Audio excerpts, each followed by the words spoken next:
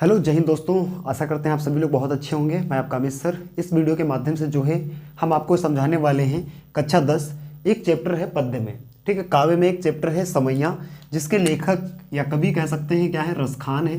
ठीक है, जिसके कवि जो हैं वो रसखान है। हम चर्चा करने वाले हैं इस समैये पर। मतलब मेरा मानना ये है कि 100 में 100% अगर आपके रसखान से कहीं से व्याख्या अगर पूछी जा रही है पद्य में, तो इन दोनों के अलावा किसी दूसरे से नहीं पूछने जाने के चांस हैं।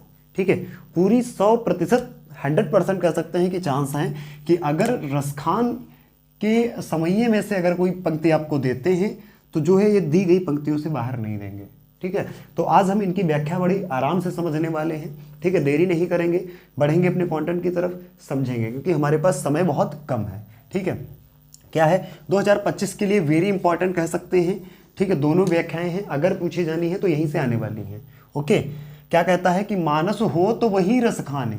कहता है यदि मेरा जन्म, जो है इसमें क्या बताया गया है, इसमें जो है रसखान जी चर्चा किए हैं उन व्यक्तियों की, जो है यहाँ के ब्रज के जो ग्वाल बाल हैं। ठीक है, वो जो व्यक्ति हैं वो अपनी कृष्ण के प्रति जो है वहाँ रहते थे और क्या उनके पास भाव रखते हैं, उन सारे भावों को प्रदर्शित किया गया है। तो रसखान जी कहते हैं कि मानस हो तो वही रसखान। यदि मेरा जन्म किसके रूप में हो, यदि मेरा जन्म मानव के रूप में हो तो बसों ब्रज गोकुल गांव के ग्वारन, तो मैं ब्रज के उसी गोकुल गांव में क्या करूं, बसूं जाकर के। किसके? ग्वारन मतलब ग्वाल बाल। ठीक है, ग्वारन मतलब जो ग्वाल बाल होते हैं उन्हीं के बीच में जाकर के मैं रहूं जाकर के। ठीक है, यहां तक चीजें समझ में आ गई हैं कि यदि मैं मानस अर्थात मानव के रूप में जन्म लूं तो मैं कहाँ, मैं ब्रज के गोकुल गांव में ही जाकर के क्या करूं, बसेरा करूं उन्हीं ग्वाल बाल के बीच में। ठीक है, अगली पंक्ति देखते हैं। जो पशु हो तो कहाँ बस मेरो, और यदि मेरा जन्म पशु के रूप में होता है तो मेरा बस कहाँ चलेगा। ठीक है, यदि मेरा जन्म पशु के रूप में होगा तो मेरा बस कहाँ रहेगा। और चरो नित नंद की धेनु मझारन, कहते हैं तब भी मेरी एक जो है, तब भी मेरी एक आशा है कि अगर मेरा जन्म पशु के रूप में हो तो एक मेरी बस यही इच्छा है कि तब भी मैं क्या करूं, मैं उसी नंद की धेनु, जो नंद की जो गायें हैं, प्रतिदिन, नित्य का मतलब होता है प्रतिदिन, जो नंद की गायें हैं वह प्रतिदिन जाकर के उन्हीं गायों के बीच में रह करके क्या करूं, चरूं जाकर के। ठीक है, दो पंक्तियां हो गई। और पाहन हो तो वही गिर को, और यदि मेरा जन्म पाहन के रूप में हो, पाहन अर्थ पत्थर, यदि मेरा जन्म पत्थर के रूप में हो तो मैं उसी पर्वत का पत्थर बनूं जहां पर क्या हुआ, जहां पर एक बार इंद्र ने क्या कराया था, बहुत ज़्यादा भारी वर्षा होने लगी थी, जिसके कारण श्री कृष्ण ने क्या कर दिया था, वो बारिश के कारण बचने के लिए उस पर्वत को जो है अपने हाथ पर उठा लिए थे और एक छाता के समान जो है छाया बनाने के लिए। ठीक है, तो वही का कहते हैं यदि मैं पत्थर के रूप में जन्म लूं तो मैं उसी पर्वत का पत्थर बनूं, गिर को उसी पर्वत का मैं पत्थर बनूं जहां श्री कृष्ण ने अपने हाथ पर उसको उठा लिया था। ठीक है, और जो धरयो कर छत्र पुरंदरधारी, जिसको उन्होंने क्या कर लिया था, जिसको उठा करके एक छाया, अपनी छाया करने के लिए, अपने आप बचने के लिए, बारिश से जो है बचने के लिए अपने हाथ पर धारण कर लिया था। ठीक है, यहां तक हो गया। अगली पंक्ति क्या है, जो खग है तो बसेरो करो, यदि मेरा जन्म खग अर्थात पक्षी के रूप में हो, यदि मेरा जन्म किसके रूप में हो, पक्षी के रूप में हो, तो मैं बसेरों करूं, तो मैं बसूं जाकर के, अपना बसेरा करूं जाकर के, कहां पर, मिल कालिंदी कदम्ब किडारन, तो मैं सभी पशु पक्षियों से मिल करके उसी यमुना के किनारे एक क्या है, कलिंदी, कदम्ब का जो पेड़ होता है, कदम्ब, ठीक है, कदम्ब का जो पेड़ होता है उसी की कलिंदी अर्थात डालों पर जाकर के क्या करूं, अपन जाकर के कदम्ब की डालन वहीं जाकर के अपना बसेरा करूं, उसी डाल पर जाकर के। ठीक है, यहाँ तक चीज़ें समझ में आ गई हैं।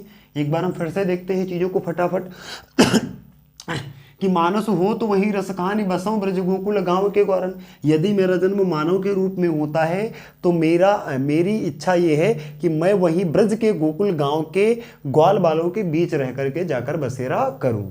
ठीक है, अगली पंक्ति है कि जो पशु हो तो कहाँ बस मेरो, चरऊ नित्यानंद की धेनु मझारन, तब भी मेरी एक इच्छा है, यदि मेरा जन्म पशु के रूप में होता है तब भी मेरी एक इच्छा है कि मैं उसी नंद की गायों के बीच में रह करके प्रतिदिन वहां चरूं जा करके।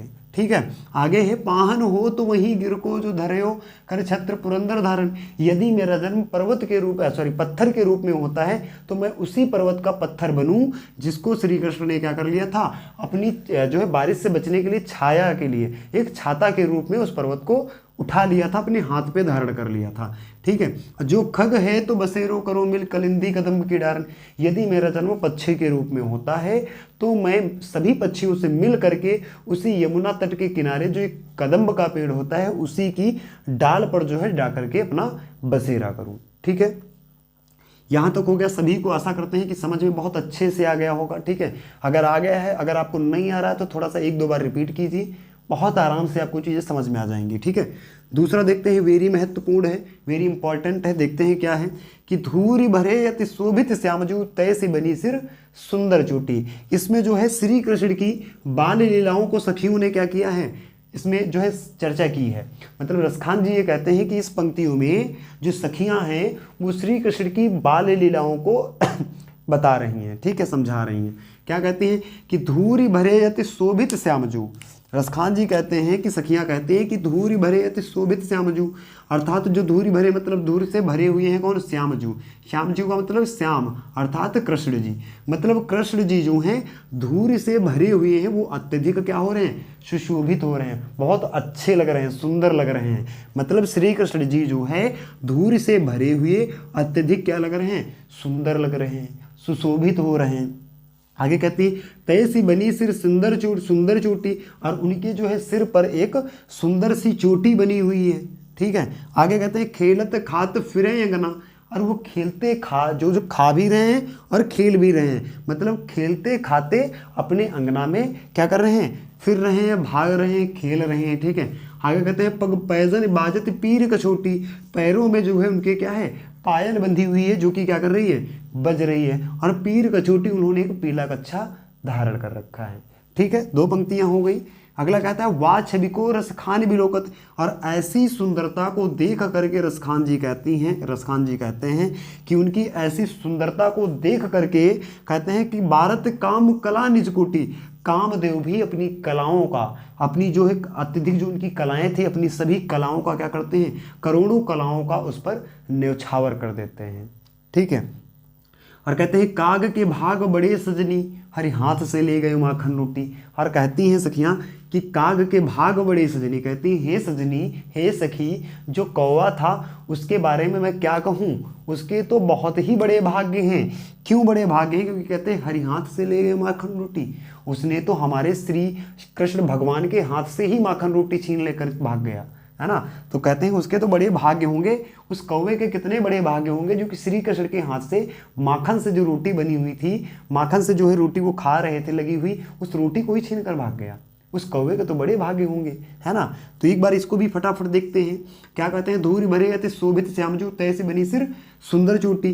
जो श्री कृष्ण अर्थात श्याम जी हैं वो धूरी से भरे हुए हैं और अत्यधिक सुशोभित लग रहे हैं, सुंदर लग रहे हैं। और तय से बनी सिर सुंदर चोटी, और उनके सिर पर एक जो है सिर पर एक सुंदर सी चोटी बनी हुई है।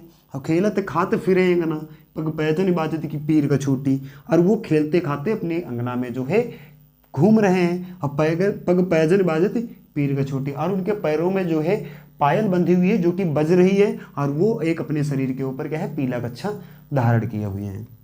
वह छवि को रसखान भी लोकत, भारत काम कला निज कोटि। और कहते हैं रसखान जी कहते हैं उनकी सुंदरता को देख करके तो कामदेव अर्थात जो कामदेव हैं वो अपनी अनेक कलाओं को, लाखों करोड़ों कलाओं को क्या कर देते हैं, उस पर श्री कृष्ण पर न्यौछावर कर देते हैं। अब काग के भाग बड़ी सतनी, हरि हाथ से ले गयो माखन रोटी। और सखियाँ कहती हैं उस कौवे को क्या कह सकते हैं, उसके भाग्य को तो हम क्या ही कहें। उस कौवे के तो बड़े भाग्य होंगे जो कि श्री कृष्ण के हाथों से माखन रोटी लेकर के भाग गया, है ना। तो यहाँ तक मेरी दो पंक्तियाँ थी। आशा करते हैं आप सभी लोगों को बहुत ही अच्छे से समझ में आया होगा। ठीक है। तो अगर यहाँ इस पूरे चैप्टर से अगर कहीं से बनने वाली है व्याख्या तो आपकी यहाँ से बनेगी, ये 100 में 100% हम कह सकते हैं। ठीक है। अदरवाइज हम सभी चैप्टरों पर इस प्रकार चर्चा करने वाले हैं कि जहाँ जिस चैप्टर से हमको लगता है कि यहाँ से आने के चांस हैं तो उन सभी चीज़ों को जो है हम व्याख्या बड़ी आराम से करने वाले हैं और बिल्कुल शॉर्ट वीडियो की तरह से करने वाले हैं। ठीक है। तो जो कोई अगर चैनल पर नया है तो प्लीज़ सब्सक्राइब कर लीजिए, क्योंकि जो है आपको इसी तरह के वीडियो फटाफट 10-15 मिनट के बराबर मिलते जाएंगे, जिससे आपकी जो तैयारी है वो और बेहतर कर सकते हैं। 15 से 20 मिनट जो है दे करके और बेहतर तैयारी कर सकते हैं। ओके, तो आज के लिए बस इतना ही। ठीक, ओके, हम आज जो है इस वीडियो के लिए बस इतना ही रखने वाले हैं। तो आज के लिए राम राम, जय हिंद और वंदे मातरम।